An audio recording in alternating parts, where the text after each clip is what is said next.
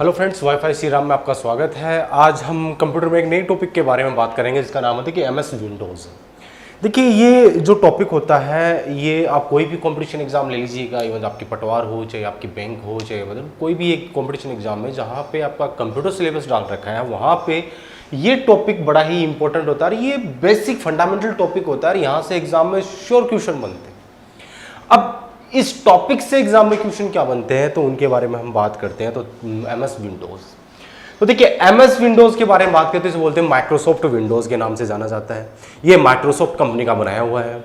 अब देखिए Microsoft company आज की तो कंपनी है नहीं, पुरानी कंपनी है। तो माइक्रोसॉफ्ट जो विंडोज है वो ये बहुत पुरानी है। तो देखिए मैंने आपको एक पहले मेरे जो ऑपरेटिंग सिस्टम के टॉपिक थे उन टॉपिक में मैंने आपको थोड़ा डिस्कस किया था कि माइक्रोसॉफ्ट कंपनी वो 1975 से लेके अब तक माइक्रोसॉफ्ट कंपनी के एप्लीकेशंस वगैरह ऑपरेटिंग सिस्टम्स वगैरह हम यूज कर रहे हैं।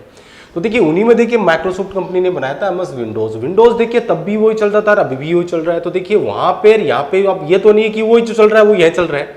तो देखिए काफ़ी चेंजेस आए हैं। तो देखिए ये चेंजेस थे, इन चेंजेस को नाम दिया गया था वर्जन बोल देते हैं।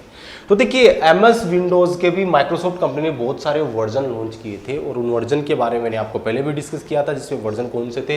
जैसे वो इनिशियली स्टार्ट हुआ था 1.0 था, फिर 2.0, फिर 2.03 थी, वो सारे फ्लॉप हो गए थे। लेकिन एक जो वर्जन आया था वो था 3.0 जो कुछ हद तक चला था। तो विंडो के वर्जन में एक तो था 3.0 होता है। उसके बाद में एक बताया था मैंने एनटी था जो नेटवर्क न्यू टेक्नोलॉजी के नाम से जाना जाता। तो 1993 के अंदर आया था। उसके बाद में एक था 95 आया था। उसके बाद में एक 98 था। उसके बाद में एक एमई था मिलीनियम एडिशन जो 2000 के अंदर आया था। एक और आया था विंडो 2000। उसके बाद में एक्सपी आ गया था, एक्सपीरियंस था। उसके बाद में सर्वर 3 आया था, विंडो का सर्वर पैक 3 आया था। उसके बाद में एक्सपी का एक और आया था मीडिया सेंटर नाम से एक्सपी करके फिर आया था। उसके बाद विंडो 7 था। विंडो 7 के बाद में एक विस्टा और लॉन्च किया गया था, पहले आ गया था विस्टा। उसके बाद विंडो 7 था, फिर विंडो 8 था, फिर विंडो 8 के बाद विंडो 8.1 था। उसके बाद में लेटेस्ट था वो विंडो 10 था जो 2015 के अंदर जो जुलाई 2015 के अंदर लॉन्च किया गया था। तो ये सारे के सारे उसके संस्करण थे। इनके बारे में मैं पहले मेरे जो पुराने वीडियो थे उनमें मैं डिस्कस कर चुका हूँ। अब देखिए ये जो एमएस विंडोज़ होते हैं इनसे क्वेश्चन कैसे बनते हैं एग्जाम के अंदर। देखिए ये तो वर्जन थे। पहली बात तो ये कि देखिएगा कि ऑपरेटिंग सिस्टम के टॉपिक में मैंने एक आपको बताया था कि जो ऑपरेटिंग सिस्टम होता है उस ऑपरेटिंग सिस्टम को इंटरफेस मतलब उसका जो दृश्य होता है उस इंटरफेस के बेसिस पे दो भागों में बांटा जाता है, जिसमें एक तो बताया था मैंने आपको GUI और एक बताया था CUI। तो GUI और CUI के बारे में पहले हम डिस्कस कर चुके थे। GUI का मतलब होता है ग्राफिकल यूजर इंटरफेस और CUI का मतलब होता है कैरेक्टर यूजर इंटरफेस होता है। तो देखिए जो आपका एमएस विंडोज होता है वो GUI आधारित तो एक ऑपरेटिंग सिस्टम होता है, ग्राफिकल यूजर इंटरफेस होता है, यानी जहाँ पे आपको ग्राफिक्स, इमेज, कलर, बैकग्राउंड सब दिखाई देते हैं वो आपका GUI इंटरफेस होता है। जो एमएस विंडोज होता है वो GUI आधारित ऑपरेटिंग सिस्टम होता है। ठीक है, उसके बाद में हम विंडोज के बारे में और बात करें तो देखिएगा जो कि आपको कोई भी ऑफिशियली काम करना है तो मोस्ट ऑफ हम विंडो पे ही काम करते हैं। कोई भी घर पे हो चाहे ऑफिशियली काम हो तो हम विंडो पे ही हम सारा काम मैनेज करते हैं। तो इस विंडो के बारे में बेसिक इन्फॉर्मेशन आपको पता होना चाहिए कि विंडो क्या होती है और इसमें कौन कौन से फीचर्स होते हैं, उनके बारे में एग्जाम में क्वेश्चन पूछ लिया जाता है। तो इसके बारे में हम बात करें तो सबसे पहली बात तो ये पता चलेगी विंडोज होती है वो एक GUI आधारित एक ऑपरेटिंग सिस्टम होता है, ग्राफिकल यूजर इंटरफेस आधारित एक ऑपरेटिंग सिस्टम होता है। CUI के बारे में हम बाद में बात करेंगे। आगे बात करें तो देखिएगा कि एमएस विंडोज होता है, उस एमएस विंडोज का जो स्ट्रक्चर आपने देखा होगा उस एमएस विंडोज के बारे में मैंने आपको बताया था कि देखिए एमएस विंडोज में क्या होता है कि आपका जो पूरा जो डेस्कटॉप का जो स्क्रीन होता है उस स्क्रीन में देखिएगा कुछ आपको ग्राफिकल्स जो सिंबल्स दिखाई देते हैं, जिसे हम फाइल या फोल्डर जो बोलते हैं, जो उनको सिंबल्स होते हैं वो बने होते हैं जो किसी फाइल या फोल्डर को रिप्रेजेंट करने का काम करते हैं। एग्जाम में काफ़ी दफा पूछ भी लिया जाता है कि वे ग्राफिकल सिंबल्स जो किसी फाइल या फोल्डर को रिप्रेजेंट करने का काम करते हैं उनको क्या बोला जाता है, आइकन के नाम से जाना जाता है। उन्हें क्या बोलते हैं, आइकन बोलते हैं। बहुत दफा एग्जाम में क्वेश्चन आया हुआ है कि किसी फाइल या फोल्डर को रिप्रेजेंट करने के लिए वे ग्राफिकल सिंबल्स होते हैं उनको क्या बोलते हैं, हम आइकन बोलते हैं। आगे बात करें तो देखिएगा फाइल और फोल्डर की बात की जाए तो देखिएगा कि एक होती है डायरेक्टरी और एक होती है फाइल होती है। देखिए डायरेक्टरी बोल दें या किसी फोल्डर बोल दें, वैसे बेसिकली डायरेक्टरी शब्द के लिए ही हम फोल्डर को यूज कर सकते हैं। कि देखिए डायरेक्टरी जो हार्ड डिस्क होती है उसकी जो सेपरेट जो आपकी फोल्डर्स बने होते हैं वो आपकी डायरेक्टरीज होती है। और डायरेक्टरीज के बारे में बात करें तो देखिएगा डायरेक्टरी कौन कौन सी होती है, कि देखिएगा कि एक क्वेश्चन पूछ लिया गया था एग्जाम में कि जो डिस्क होती है उस डिस्क की जो मेन डायरेक्टरी होती है, मुख्य डायरेक्टरी, उस मुख्य डायरेक्टरी को क्या कहा जाता है, उस मुख्य डायरेक्टरी को बोला जाता है रूट डायरेक्टरी बोला जाता है। उसे क्या बोला जाता है, रूट डायरेक्टरी बोला जाता है। ठीक है, आगे हम बात करें तो देखिएगा कि एमएस विंडोज़ में हम फाइल बनाते हैं तो फाइल देखिए कोई ना कोई किसी न किसी नाम से हम स्टोर करते हैं। तो देखिएगा कि जो फाइल नाम होता है वो भी आपका कुछ रेस्ट्रिक्शंस लगे होते हैं, प्रतिबंध लगे होते हैं उस फाइल नाम के लिए भी। बहुत दफ़ा एग्जाम में क्वेश्चन पूछ लिया जाता है कि एमएस विंडोज़ में जो फाइल नेम होता है वो फाइल नेम कितने अक्षरों का होता है और फाइल नेम होता है वो कौन से सिंबल्स होते हैं उसके अंदर अलाउ नहीं होते। तो देखिए एमएस विंडोज़ के अंदर जो फाइल नेम होता है वो मैक्सिमम 255 कैरेक्टर का हम फाइल नेम यूज कर सकते हैं, लेकिन इसके अंदर कुछ सिंबल्स होते हैं, कुछ चीज़ें से होते हैं जिनको हम यूज नहीं कर सकते, जिनके बारे में हम एमएस वर्ड में भी हमने बात की थी। कुछ नो सिंबल्स होते हैं जिनके बारे में हम एमएस विंडोज़ में हम फाइल के नाम के अंदर यूज नहीं कर सकते, जिसमें बताया था एक तो था आपका लेस देन था, एक ग्रेटर देन था, एक बताया था कोलन साइन था, एक आपका क्वेश्चन मार्क था, एक आपका एस्ट्रिक था, फॉरवर्ड स्लेश था, एक बैकवर्ड स्लेश था, एक फॉरवर्ड स्लेश था। ठीक है, तो ये हो गए 1 2 3 4 5 6 7 और एक होता है आपका डॉट होता है, सॉरी डॉट होता है, कॉमा। ठीक है, तो ये जो सिंबल्स होते हैं इन सिंबल्स के द्वारा हम कोई भी हम फाइल का नाम होता है उनके अंदर यूज नहीं कर सकते, क्योंकि ये सिंबल्स आप यूज करोगे तो यूज करते हैं आपको सामने ये फाइल वो नाम वो स्टोर नहीं करेगा। तो बेसिकली ये आपके फाइल नेम होते हैं। जो फाइल नेम होता है एमएस विंडोज़ में वो 255 कैरेक्टर का होता है और एक कुछ सिंबल्स होते हैं, उन सिंबल्स का हम प्रयोग नहीं कर सकते फाइल नेम के अंदर। ठीक है, तो ये एमएस विंडोज़ के अंदर बेसिक सा क्वेश्चन पूछा जाता है। आगे हम बात करें तो देखिएगा, आगे हम बात करें तो एमएस विंडोज़ के अंदर देखिएगा बात करें तो जो आपकी स्क्रीन होती है उस स्क्रीन के अंदर हमने फाइल और फोल्डर के बारे में बात कर ली। फाइल और फोल्डर से थोड़ा नीचे जाए तो देखिएगा स्क्रीन की सबसे नीचे जो आपको एक पट्टी दिखाई देती है, तल होता है जो स्क्रीन का, उसे बोलते हैं हम टास्क बार बोलते हैं। उसे क्या बोलते हैं हम, टास्क बार बोलते हैं।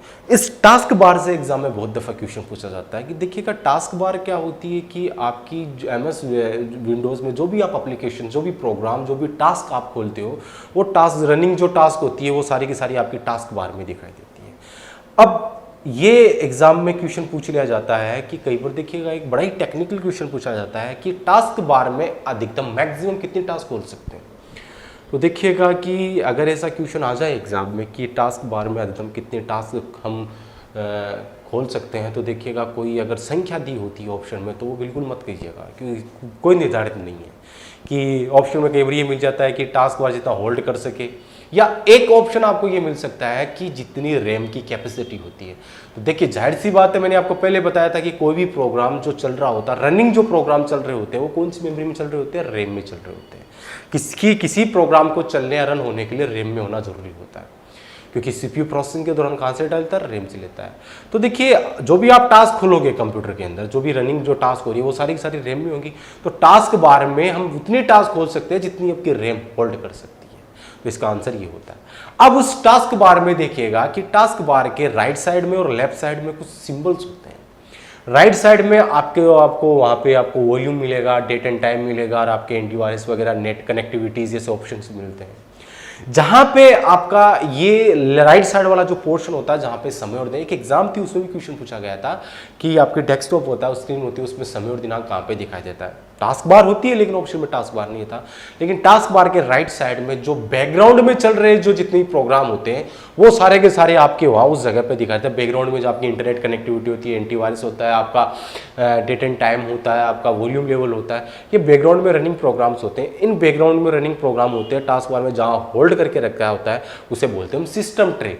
एग्जाम में काफ़ी दफ़ा पूछा जाता है कि समय और दिनांक कहाँ पे दिखाई देते हैं, तो वो सिस्टम ट्रे के अंदर दिखाई दिया जाता है। ठीक है, आगे हम बात करें तो राइट साइड के अंदर तो सिस्टम ट्रे होती है टास्क बार के, जहाँ पे आपको समय और दिनांक और बैकग्राउंड में चल रही प्रोग्राम वो दिखाई देते हैं। उसके बाद में हम आगे बात करें तो लेफ्ट साइड में आपको एक ऑप्शन दिखाया जाता है, एक बटन होता है, इसे स्टार्ट मेन्यू बोलते हैं। देखिए ये एमएस विंडो का गेटवे भी होता है एक तरीके से, कि जैसे हम स्टार्ट मेन्यू पर क्लिक करते हैं कि हमारे सामने एक मेन्यू खुलती है, उस मेन्यू के अंदर हम कोई अपने जितने भी एप्लीकेशंस होते हैं, जितने प्रोग्राम्स होते हैं, उनको एक्सेस कर लेते हैं। उस स्टार्ट मेन्यू के बारे में देखिएगा बहुत से क्वेश्चन पूछे गए हैं एग्जाम में। वो क्या होता है, पहली बात तो एक एग्जाम थी, उसमें क्वेश्चन आता है कि उस स्टार्ट मेन्यू को ओपन करने की शॉर्टकट की, उस स्टार्ट मेन्यू को ओपन करने की शॉर्टकट की। देखिए कईयों के माइंड में ये आ गया होगा कि स्टार्ट मेन्यू को ओपन करने की शॉर्टकट की तो क्या है, वो कीबोर्ड में एक विंडो की आती है, विंडो की को दबाओ तो विंडो स्टार्ट मेन्यू ओपन हो जाएगी। तो बिल्कुल सही है कि विंडो की को दबाए तो स्टार्ट मेन्यू खुल जाती है, लेकिन ये क्वेश्चन एग्जाम में पूछा गया था और ऑप्शन में विंडो में की नहीं थी, विंडो की नहीं थी। तो अब देखिए विंडो की नहीं थी तो इसके अलावा और भी एक की होती है जिसके द्वारा हम स्टार्ट मेन्यू को हम खोल सकते हैं, और वो की होती है आपकी control plus ESC। Control plus जो एस्केप की होती है उसको अगर आप दोनों को प्रेस करोगे तो आपकी स्टार्ट मेन्यू ओपन हो जाएगी। अब स्टार्ट मेन्यू को हम ओपन करके हम स्टार्ट मेन्यू के अंदर जितने भी प्रोग्राम्स होते हैं, एसेसरीज होती हैं, आपके एप्लीकेशंस होते हैं, उन एप्लीकेशंस को आप एक्सेस कर सकते हो, वो स्टार्ट मेन्यू के थ्रू कर सकते हैं। इस स्टार्ट मेन्यू से एक क्वेश्चन और पूछा गया था, देखिएगा कि विंडो के वर्जन मैंने बहुत बताए थे आपको कि 3.0 से 95, 98, 2000 से लेके 10 तक मैंने आपको बताए थे। एक क्वेश्चन और पूछा गया था एग्जाम में, वो क्वेश्चन ये था कि कौन से वर्जन के अंदर ये स्टार्ट मेन्यू थी वो स्टार्ट मेन्यू नहीं थी।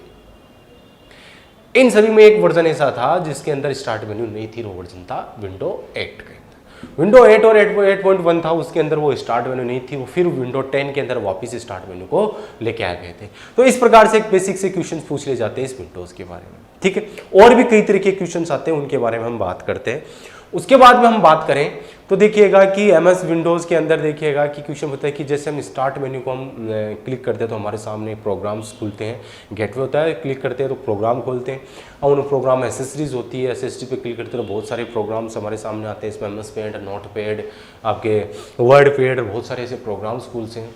तो देखिएगा कि ये जो एमएस विंडोज़ के अंदर जो नोट पैड होता है, आपका एमएस पेंट होता है, आपका वर्ड पैड होता है, और ही बहुत होते हैं, विंडोज़ एक्सेस टूल्स होते हैं, सिस्टम टूल्स प्रोग्राम्स होते हैं।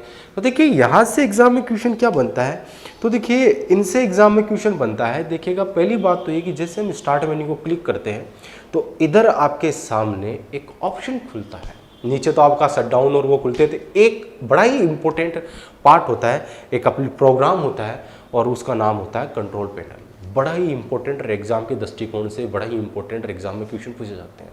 कंट्रोल पैनल, कंट्रोल पैनल के बारे में हम बात करें तो सबसे पहली बात है कि कंट्रोल पैनल होता क्या है।